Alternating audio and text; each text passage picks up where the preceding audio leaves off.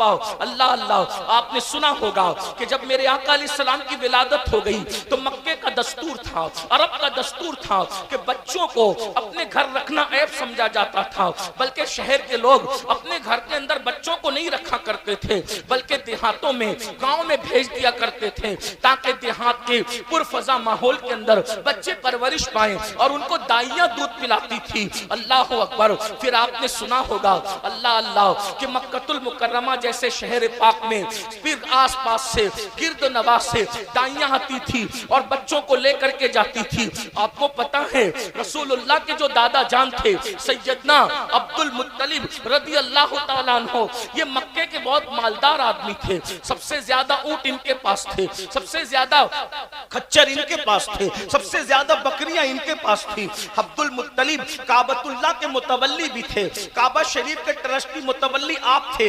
अल्लाह अकबर।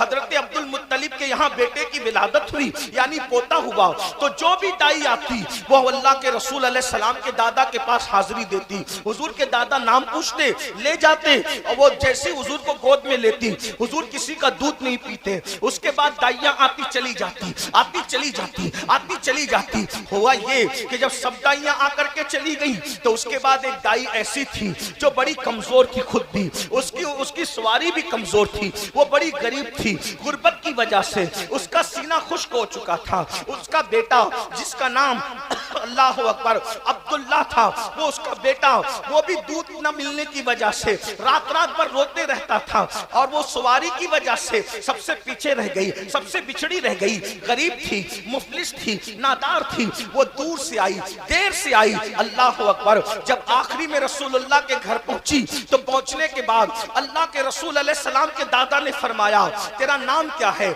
मेरा नाम हलीमा बिन्ते ज़ुएब है। अच्छा, ये मेरा बेटा, इतनी दाइयां आई लेकिन उसने किसी का दूध नहीं पिया, इसलिए मेरा बच्चा सबका दूध नहीं पीता। मैं तुझे दिखाता हूँ, अगर वो तेरा दूध पी लेगा तो बच्चा मैं तुझे सौंप दूंगा।